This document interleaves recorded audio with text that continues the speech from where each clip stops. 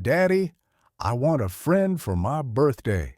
So Mountain Man bought the fat girl nobody wanted for $10. $10 for the fat one. If nobody takes her today, I'll just throw her out behind the saloon. The man's voice cut through the spring air like a whip. Laughter burst from the small crowd gathered in the dusty corner of Copper Ridge, where the labor market looked more like a pen for unwanted souls than a place for honest work. Pearl stood in the center of it, wrists bound with rough rope, chin tucked down into her chest. She was 20, soft-bodied and round, her faded blue dress straining at the seams where it hadn't already given up and torn.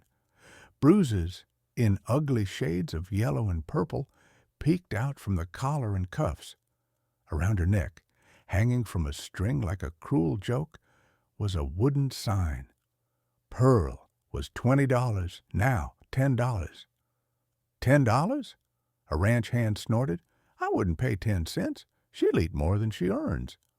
Look at her, another man jeered.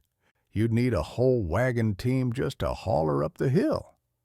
The dealer, Silas Crane, spread his hands and grinned.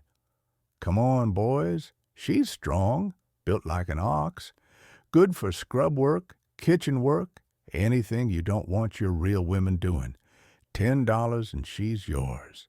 Cheaper than a mule. The laughter grew louder. No one seemed to notice the way Pearl's fingers trembled, the way her shoulders curled inward, as if she wished she could fold herself into nothing.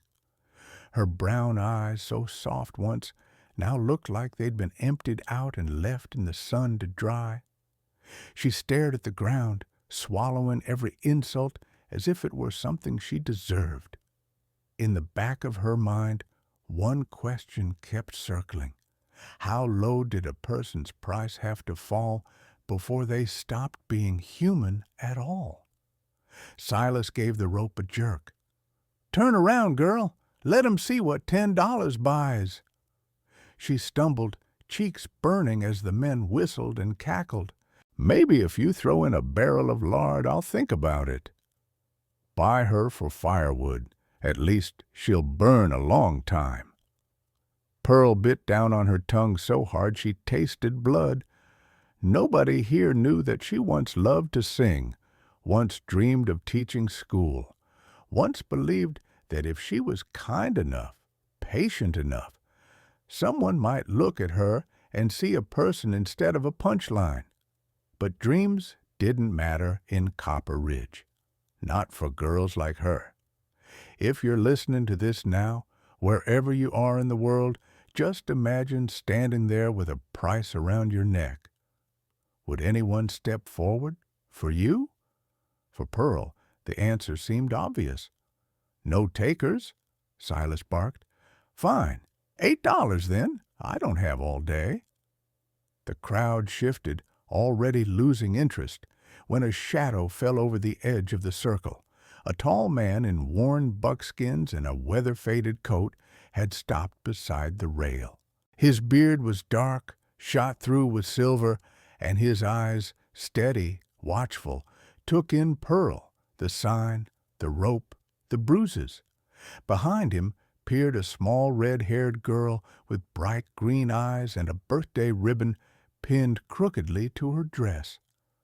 "Daddy," she whispered, tugging at his sleeve, "that's the saddest lady I've ever seen." Ezra Blackwood, mountain man of the high Rockies, tightened his jaw. "How much?" he asked quietly. "For her?" Ezra didn't raise his voice. He didn't posture like the other men or spit tobacco into the dirt to prove a point. He simply stepped forward, placing himself between Pearl and the ring of onlookers as if it were the most natural thing in the world. Silas Crane blinked. "You again, Blackwood? Didn't think you came down the mountain for anything but salt, flour, and rifle caps?" Ezra ignored him. His gaze stayed fixed on Pearl, calm, searching, steady in a way that made her shrink back in confusion. No one had ever looked at her like she was a person worth understanding. $8, Silas repeated. Girl's strong, can scrub, haul, lift, whatever you need. Not pretty, but you ain't buying her to look at, are you? Pearl's stomach twisted. Ezra didn't flinch. Why is she tied? Silas scoffed. Because she runs. They always run. Ezra turned to the man fully. Cut her loose. What does it matter to you? Silas shrugged. She's not yours yet. Ezra reached into his coat pocket and tossed a silver dollar at Silas's feet. Cut her loose, now. Silas hesitated. Ezra Blackwood's reputation was known all across Copper Ridge. He'd fought through worse winters than most men had seen in a lifetime. He'd survived the sickness that took half the valley, and he'd buried a wife without shedding a single public tear. A man like that didn't make suggestions. He made decisions. Silas knelt, grumbling, and cut the rope binding Pearl's wrists. Her hands fell forward, swollen and red. She winced, rubbing at the raw marks. Ezra lowered his voice. Are you hurt anywhere else? Pearl shook her head automatically. She'd learned long ago that admitting pain only brought more of it. But then her eyes flicked to Iris, the little girl peeking from behind her father's coat. Iris smiled shyly at her. Pearl swallowed. I'm fine. Ezra seemed to hear what she wasn't saying. Silas clapped his hands. Well, are you buying or not? $8 is a steal. Ezra didn't look away from Pearl. Why is her price dropping? Silas scratched his neck. Nobody wants the fat ones. They take up space, eat too much, complain too much, cry too much, weak, slow, useless. Each word hit Pearl like a stone, though she tried not to show it. Ezra's jaw tightened. She looks strong enough to me. Silas burst out laughing. Strong? That one? She's soft everywhere. You touch her shoulder wrong, and she bruises like a peach. Ezra rested his hand lightly on Pearl's arm, barely a graze, and asked, Does it hurt? She shook her head. Her voice trembled. No. See? Ezra said simply. She's not weak. Pearl stared at him stunned. No one had defended her in 20 years. Silas grumbled. $8. Final offer. Ezra pulled out a small leather pouch. I'll give you 10. Silas blinked. 10? I don't haggle, Ezra said, and you won't insult her again. He placed the coins in the dealer's palm, then offered Pearl the same hand, as if inviting her to step across a threshold only she could see. Come with me, he said gently, if you want to. Pearl froze. Men had given orders all her life. None had ever given her a choice. Iris stepped closer, eyes bright. It's my birthday, she whispered, as if sharing a secret, and I wished for a sister. Daddy says wishes are fragile things, but when I saw you, you looked like someone who needed a wish too. Pearl's breath caught. A wish? For her? Ezra didn't rush her, didn't pull, didn't prod. He simply held out his hand and waited. Slowly, hesitantly, Pearl placed her trembling fingers in his palm. He closed his hand around hers, warm and steady. Silas called after them, She's yours now, Blackwood. No refunds if she breaks. Ezra didn't turn around, but Iris did. The little girl wrinkled her nose and stuck out her tongue with all the fierce loyalty of a child who had already decided who her family was now. Pearl's lips quivered, half a laugh, half a sob. Ezra helped her onto his wagon, covering her with his coat when the wind bit through the thin fabric of her dress. Iris climbed up beside her, tucking the coat tighter around Pearl's shoulders. You're safe now, Iris whispered matter-of-factly, leaning on her arm as if they'd known each other forever. Daddy says We take care of our own." Pearl looked from the girl to the mountain man guiding the reins, sunlight catching in the bronze of his beard. For the first time in a lifetime, she felt something unfamiliar, something small, something warm, hope. The wagon wheels creaked as Ezra guided the horse toward the winding trail that cut through the foothills. The spring air held a sharp chill, the kind that clung to the skin even beneath sunlight. Pearl sat stiffly beside Iris, clutching Ezra's coat around her shoulders, unsure of what she was supposed to do with her hands, her breath, her very existence. She had never been on a wagon that wasn't carrying her toward more work, more beatings, more humiliation. Now she was riding toward the unknown, a cabin in the mountains, a father with quiet eyes, and a little girl who kept watching her as though Pearl were something wondrous. Iris leaned close. "Do you like birthdays?" Pearl startled softly. "I've never had one." Iris's face fell. "Never?" Pearl shook her head. "My family didn't celebrate those things." "What?" Iris gasped. "Everyone deserves a birthday.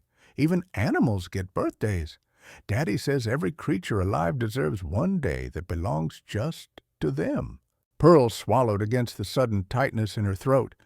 "That sounds lovely." "It is," Iris said firmly, as if entire worlds depended on that truth. "Yours will be soon. You'll see." Ezra glanced over his shoulder. "Iris, give Pearl some space." "But she doesn't mind," Iris protested. Pearl smiled faintly. "I don't." Ezra's eyes softened at that, just barely, before he returned his attention to the path. The climb grew steeper. Trees thickened around them, and the sound of Copper Ridge, the trading shouts, the iron clang of the blacksmith, the constant crunch of boots on dirt, faded into the hush of the forest. Birds chattered in the branches. The river glimmered between the pines. Pearl had never seen anything so untouched. "It's beautiful," she whispered before she could stop herself. Ezra nodded without looking back. "It's home." "He built it with his own hands," Iris chimed in proudly, "and Daddy can hunt anything, and he knows where the huckleberries grow. And he once saved a mother deer from a trap. Daddy's the bravest man alive." Ezra cleared his throat. "That's enough." Iris giggled. "He pretends he doesn't like it, but he does." Pearl watched the exchange with cautious curiosity. She couldn't recall ever seeing a father and daughter speak with such gentle affection. Her own childhood had never held softness, only chores, fists, hunger, and the constant knowledge that she was always one mistake away from being thrown out. As the wagon climbed higher, cold wind swept through the trees, making Pearl shiver. The thin fabric of her dress, worn nearly threadbare, was no match for the mountain air. Ezra noticed instantly. Without a word, he stopped the wagon, opened a wooden chest beneath the seat, and handed her a folded blanket. "Wrap this around your legs," he said. Pearl hesitated. I'm fine." "You're shivering," Ezra replied quietly. "That's not fine." She blinked, unused to someone stating her needs as if they mattered. Slowly, she draped the blanket across her knees, letting its warmth sink into her aching bones. "Thank you," she murmured. Ezra gave a small nod and guided the horse onward. Iris leaned against Pearl's side with the complete trust of a child. Daddy always knows when someone's cold. He used to wrap Mama in blankets all the time, even when she said she wasn't freezing. Pearl's heartbeat stuttered. "Your mother." Ezra's shoulders stiffened. Iris answered softly. "She got sick, and then she went to heaven. Daddy says heaven is the warmest place there is." Ezra's hand tightened on the reins, But he didn't interrupt. Pearl lowered her eyes.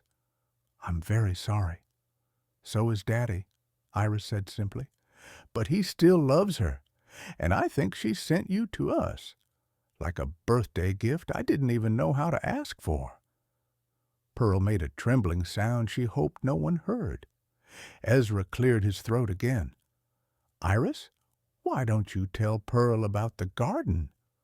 "Oh," Iris lit up. "We grow carrots and turnips and sometimes strawberries if the rabbits don't steal them. Daddy built a fence, but rabbits are very sneaky." Pearl smiled, surprised by how natural it felt. "Rabbits usually are." "You'll help us, right?" Iris asked eagerly. "In the garden? And maybe with the chickens? And maybe, if you're not too busy, you could teach me how to braid hair the way your hair is braided. It's so pretty." "My hair," Pearl whispered. No one had ever called anything about her pretty. "Of course," she said softly. "I'd like that." Iris beamed, leaning her head on Pearl's arm. By the time the wagon reached the final turn in the trail, Pearl's pulse had settled into something steadier. Not calm, not yet, but no longer trapped in the frantic rhythm of fear. The cabin came into view. Wood warmed by years of sunlight, a stone chimney curled with smoke, and a small porch with hand-made chairs. Ezra stopped the horse and climbed down, offering Pearl his hand. She stared at it, unsure whether she deserved to take it.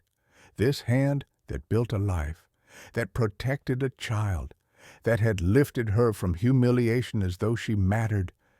Ezra didn't rush her. He simply waited. Finally, Pearl placed her hand in his. His fingers closed around hers, firm and steady. "This is your home now," he said quietly, "if you want it." A breath escaped her, fragile but real. I want it." Iris clapped her hands. Come on, I'll show you everything."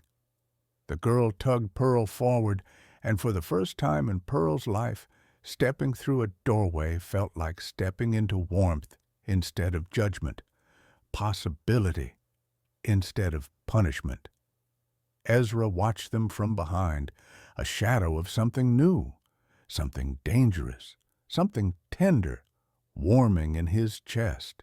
The inside of Ezra's cabin glowed with a gentle, lived-in warmth, nothing fancy, nothing polished, but full of the kind of care only quiet hands and steady hearts could build. Pearl stepped through the doorway and froze, overwhelmed by the softness of it all. There was a woven rug by the hearth, worn from years of small feet, dancing and pacing.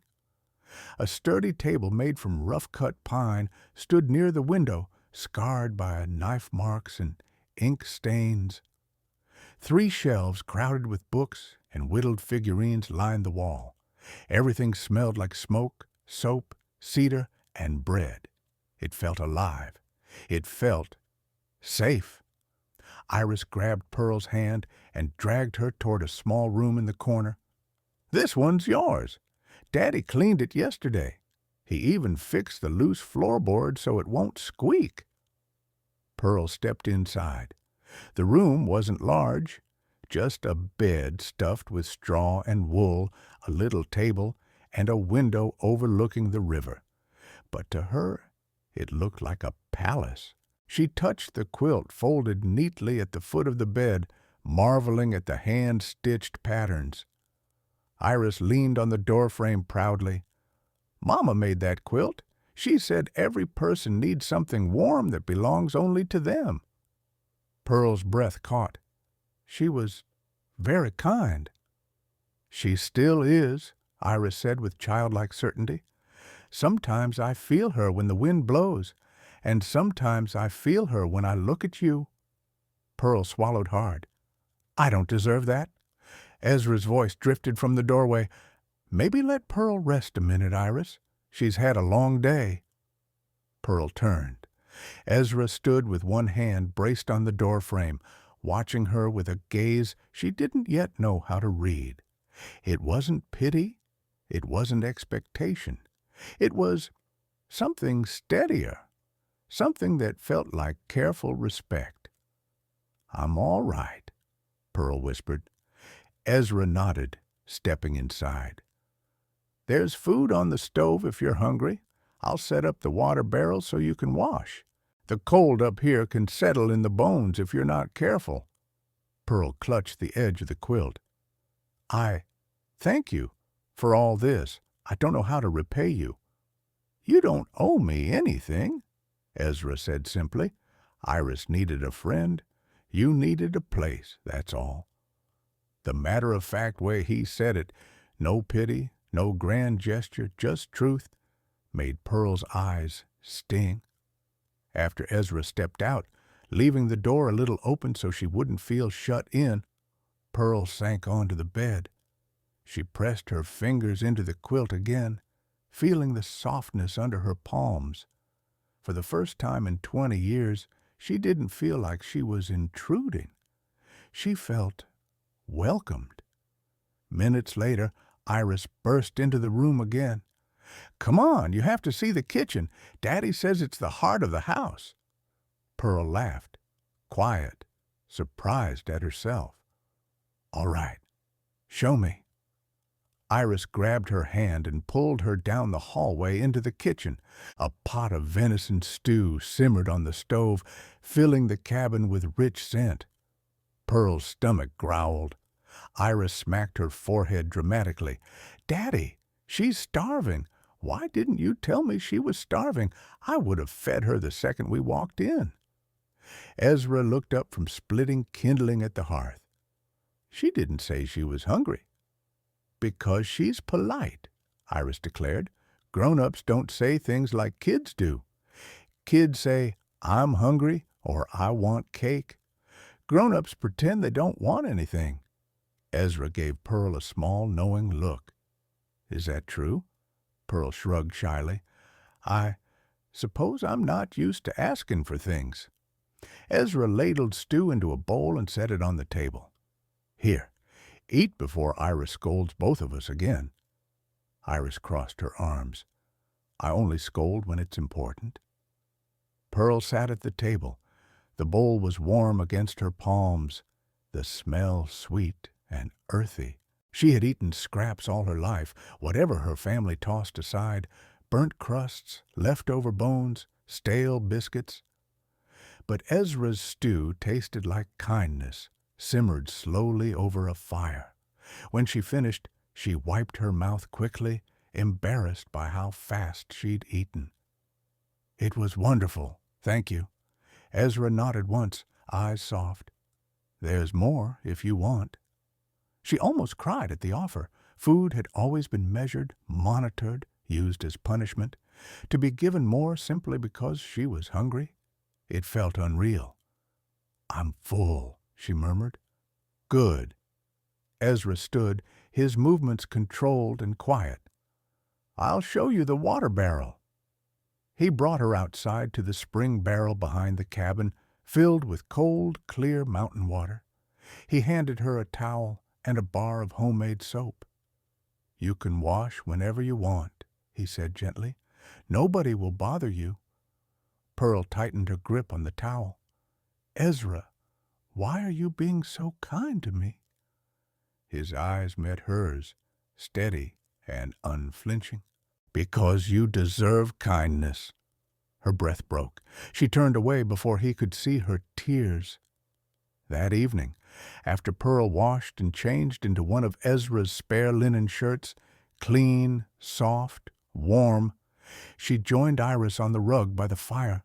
Iris was braiding wildflowers into little loops. "These are for you," Iris said, placing one clumsily into Pearl's hair. "You look like the princess from Daddy's story." Pearl shook her head, mortified. I'm not." "You are to me," Iris insisted. Ezra looked up from carving a toy horse out of pine. His eyes lingered on Pearl for a long moment. Pearl looked away, heart fluttering.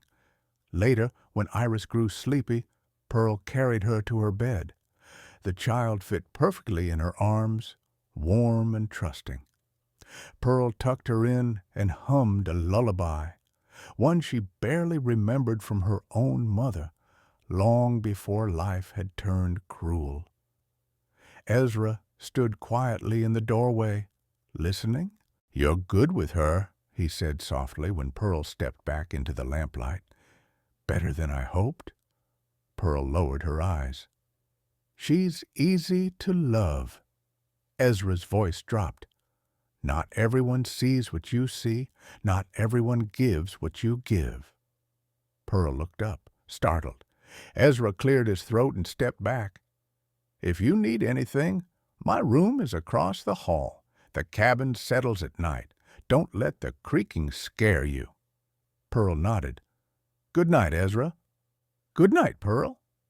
When she slipped into her small room, she lay beneath Eleanor's quilt, warm for the first time in years.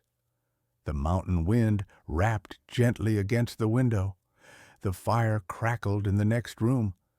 Iris whispered in her sleep. And down the hallway, Pearl could hear Ezra's footsteps, slow, steady, grounding, as he made his final rounds before blowing out the lantern.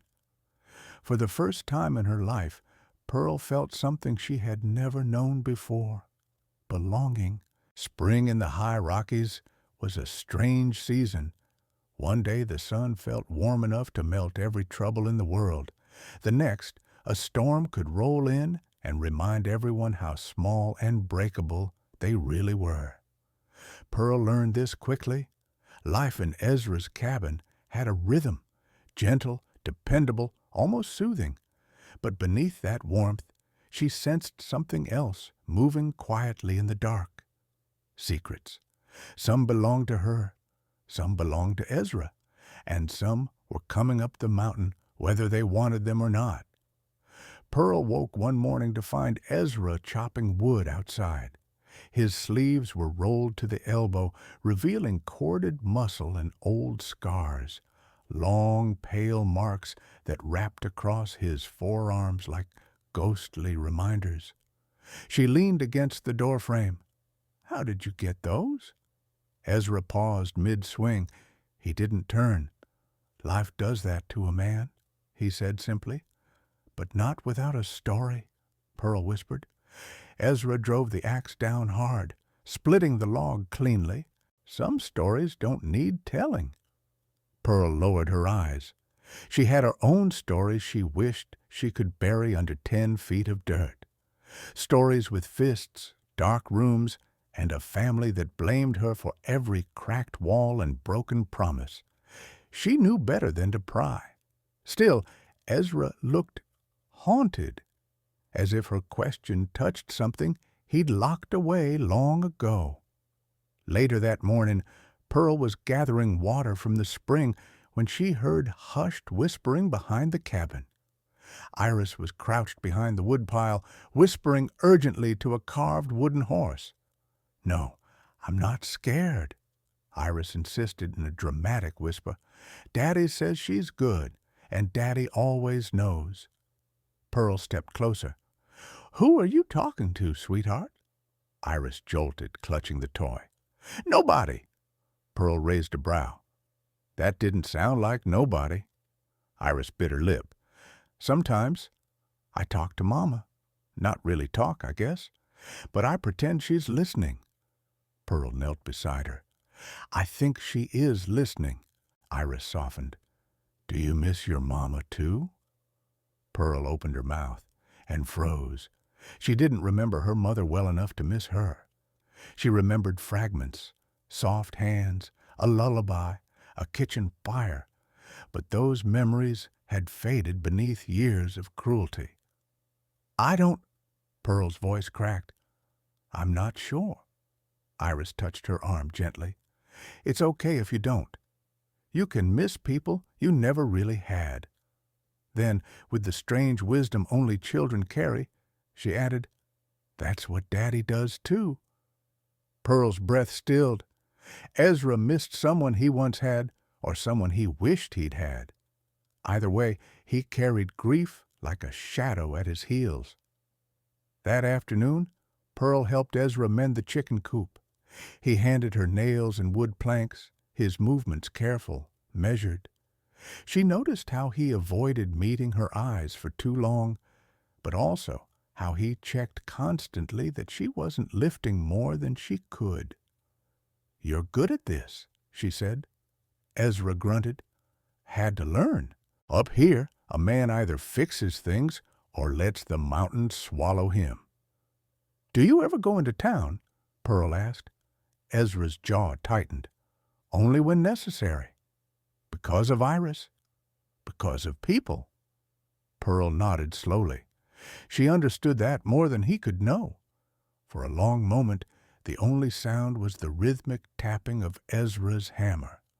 Then he looked at her, really looked. "You did nothing to deserve the way they treated you." Pearl's fingers froze around the wooden beam.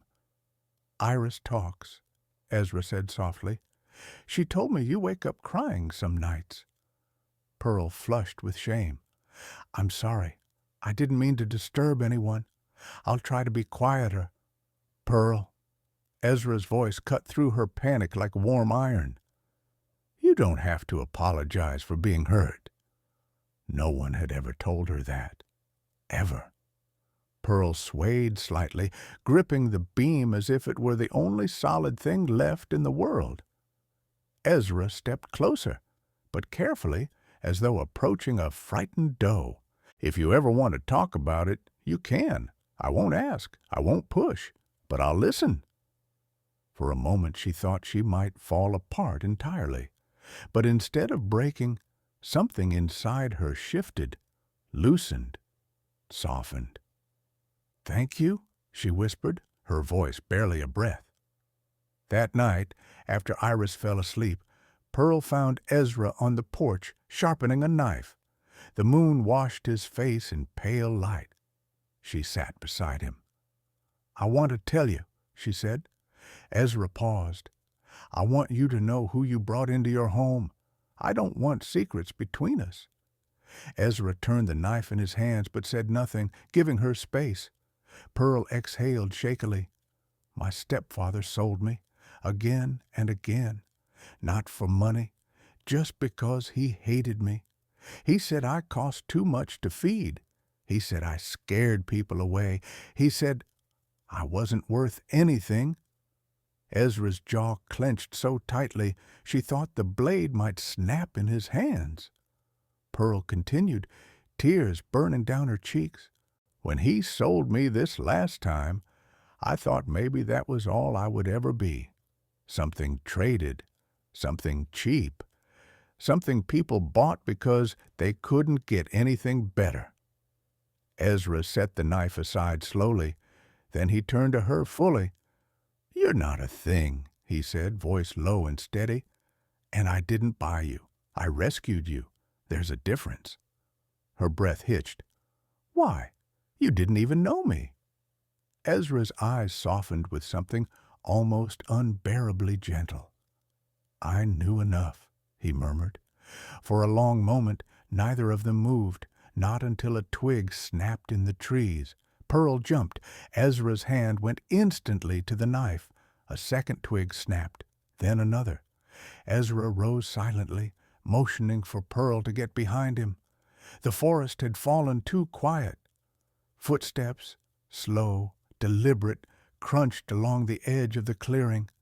Ezra's voice was low and lethal. "Get inside. Wake Iris. Stay close to her." Pearl's heart slammed against her ribs. "Ezra, who is it?" Ezra didn't look away from the trees. "Someone looking for something that doesn't belong to them anymore," he said.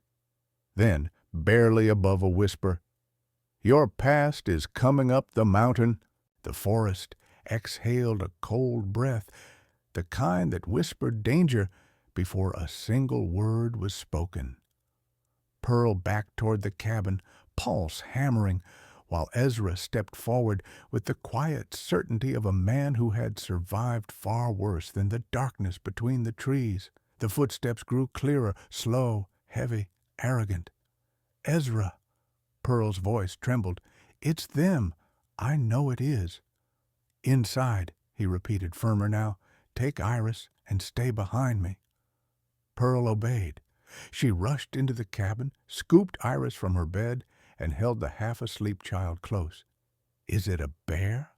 Iris mumbled. No, Pearl whispered, her voice breaking. Just stay with me. Stay quiet. Outside, Ezra stood still as stone. The shadows parted, and two men staggered into the clearing.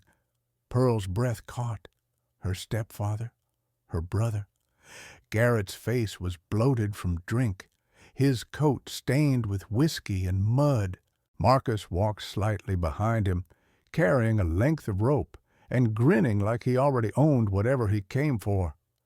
Garrett spat into the dirt. Heard someone bought my girl. Ezra didn't blink. She's not yours. Garrett laughed, a wet, gurgling sound. Everything under my roof is mine. She ran off owing me money, labor, years of it.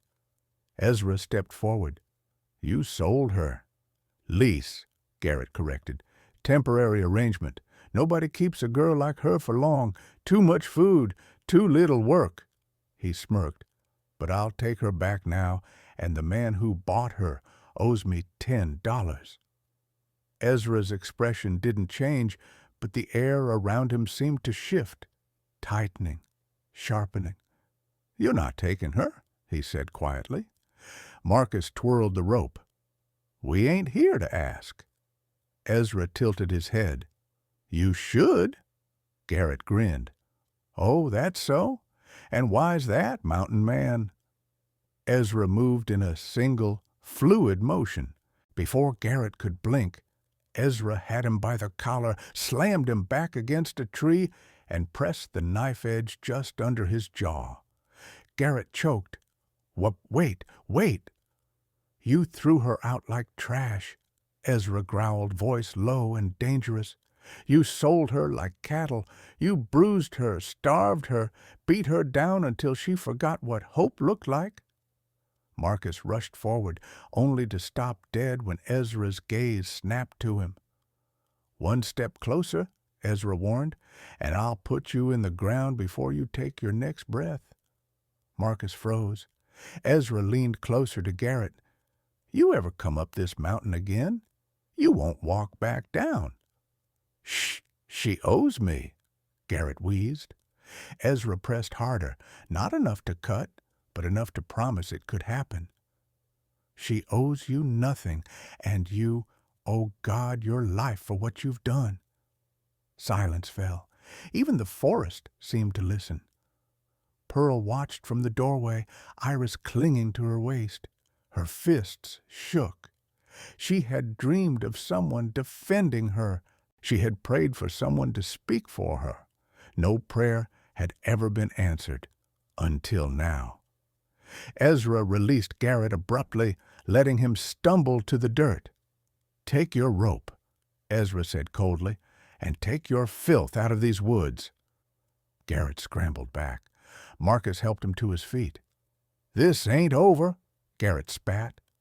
Ezra stepped forward. Garrett flinched. It is, Ezra said. The two men retreated into the trees, muttering threats that grew smaller and smaller as the forest swallowed them whole. Only when their footsteps faded completely did Ezra finally turn back toward the cabin. Pearl stood frozen, eyes wide, breath trembling. Ezra reached her slowly, as if approaching something fragile, something precious. You're safe, he said quietly. Pearl's lips parted.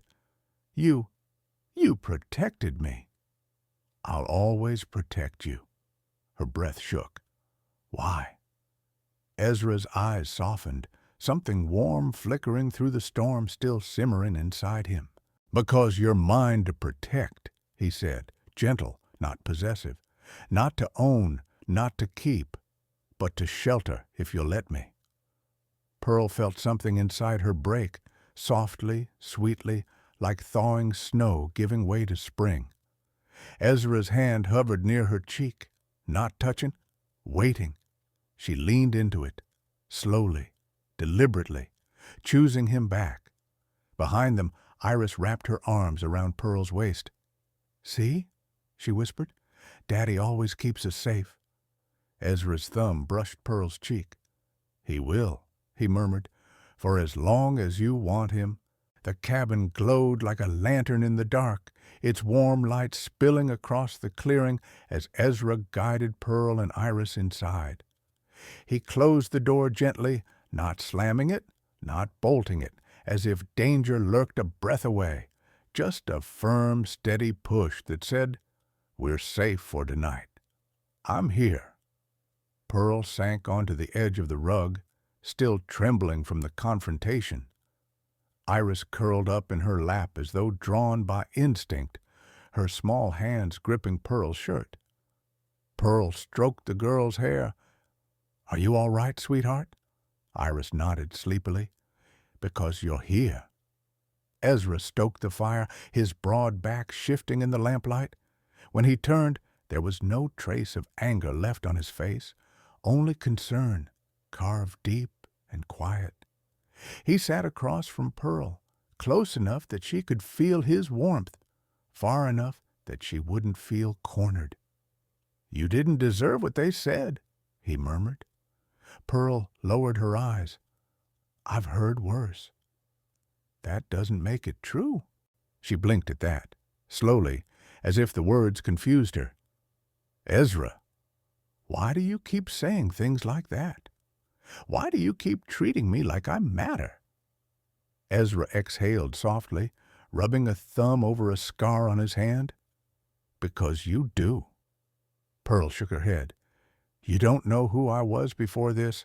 I'm not special, not brave, not beautiful, just—" Ezra leaned in, his voice barely above a whisper. "Pearl, don't finish that sentence." Her breath caught. The air between them felt thick, tender, unreal. He continued, quieter still. "People broke you so many times you think you came that way, but I see you, Iris sees you, and you're worth more than anything they ever tried to make you believe." Pearl bit her lip hard, fighting tears. "I don't know how to be someone worth protecting." "You already are." He reached out, then stopped, waiting, offering, not assuming. "You just need time to believe it." She hesitated, then placed her hand in his. Ezra's fingers closed around hers, warm and steady, not claiming, not trapping, just holding.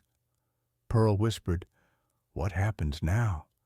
Ezra looked toward Iris, now asleep in her lap, small curls sticking to her damp cheek. "We do what families do," he said softly. "We rest, we heal, we stay together if we choose to." Pearl's breath trembled. "Family?" Ezra nodded. "If you want this home, it's yours." The fire crackled. The mountain wind sighed against the window, and for the first time in her life, Pearl felt a future instead of fear. Slowly, she leaned her head against Ezra's shoulder.